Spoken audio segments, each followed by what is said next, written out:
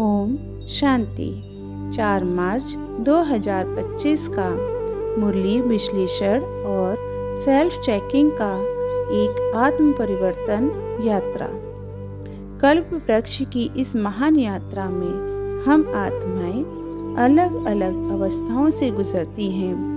कभी हम सतयुग में देवता थे, फिर धीरे धीरे गिरावट आई और आज कलयुगी दुनिया में है।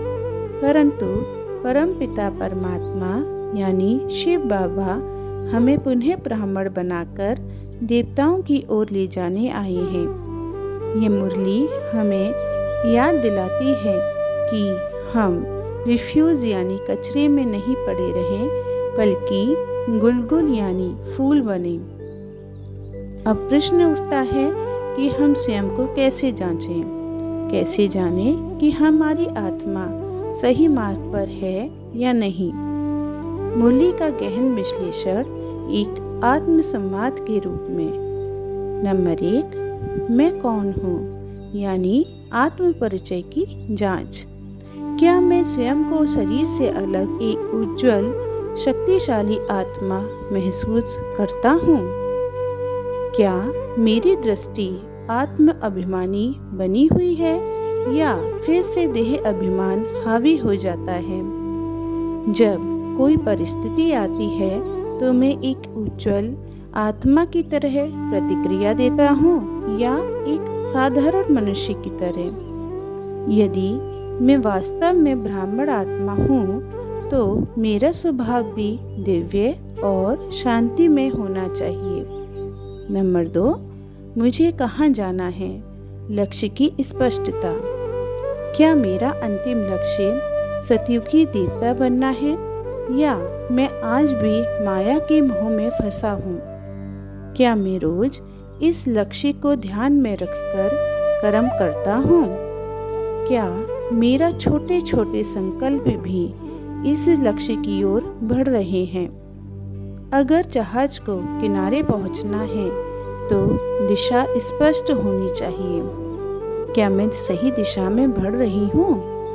नंबर 3, मैं बाबा का बच्चा हूँ यानी परमपिता की श्रीमत पर चलना। क्या मैं हर परिस्थिति में बाबा की श्रीमत पर चलता हूँ या अपनी मनमत चलाता हूँ? क्या मेरी दिनचर्या और जीवन शैली बाबा की आज्ञा के अनुसार चल रही है? यदि मैं सच में उनका बच्चा हूँ तो मेरा हर कर्म उनकी शिक्षाओं के अनुरूप होना चाहिए। नंबर 4, क्या मेरी आत्मा शुद्ध हो रही है यानी संस्कारों की शुद्धता? क्या मेरे विचार पवित्र और सकारात्मक बने हुए हैं? मेरे बोल किसी को दुख देने वाले तो नहीं हैं? क्या मेरा खान पान और संगति शुद्ध है? अगर जल को साफ रखना है तो स्रोत को शुद्ध रखना होगा। क्या मेरे विचार ही मेरे जीवन का स्रोत हैं? क्या वे निर्मल हैं? नंबर 5, क्या मैं गुलगुल यानी फूल बना या अब भी रिफ्यूज यानी कचरा हूँ? क्या मेरे अंदर अहंकार, क्रोध, ईर्ष्या, द्वेष के कोई अंश बाकी है? क्या मुझ आत्मा से खुशबू आ रही है या अब भी विकारों की गंध बाकी है? क्या कोई भी आत्मा मेरे संपर्क में आकर शांति, प्रेम और खुशी का अनुभव करती है? फूल बनने का अर्थ है शीतलता, माधुर्य और निस्वार्थ प्रेम। क्या मेरे अंदर ये गुण हैं? आज का वरदान यानी कि बाबा की ब्लेसिंग। सदा दिव्य बुद्धि द्वारा व्यर्थ संकल्पों की उलझन से मुक्त सफलता को प्राप्त करने वाले विजयी आत्मा बनो। स्पष्टीकरण। बाबा कहते हैं कि जो आत्माएं अपनी बुद्धि को दिव्यता से भर देती हैं वे हर स्थिति में सही निर्णय लेती हैं। वे व्यर्थ विचारों में नहीं फंसती और न ही किसी प्रकार की चिंता उनको रोक सकती है। उनकी यात्रा एक सीधी रेखा की तरह होती है, शुद्ध, स्पष्ट और शक्तिशाली।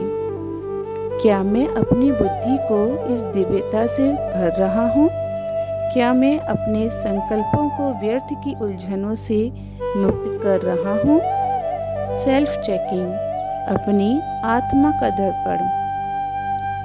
हर दिन अपने आप से ये 5 प्रश्न पूछें।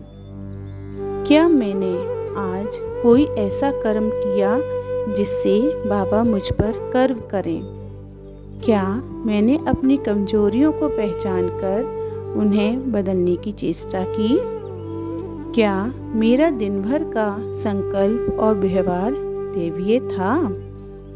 क्या मैंने याद में रहकर सेवा की या सिर्फ दिखावे के लिए की? यदि अभी शरीर छूट जाए तो मेरी गति क्या होगी? निष्कर्ष, एक दिव्य प्रतिज्ञा। आज से मैं संकल्प लेता हूँ कि आत्मा की श्रेष्ठता के इस मार्ग पर आगे बढ़ूंगा। मेरी सोच, बोल और कर्म हर स्थिति में शिव बाबा के मार्गदर्शन में रहेंगी। मैं हर दिन गुलगुल बनने की यात्रा में एक कदम और आगे बढ़ूंगा। मैं सदा बाबा के संग रहूंगा और उनकी श्रीमत पर, उनके मार्ग पर चलूंगा। अच्छा, ओम शांति।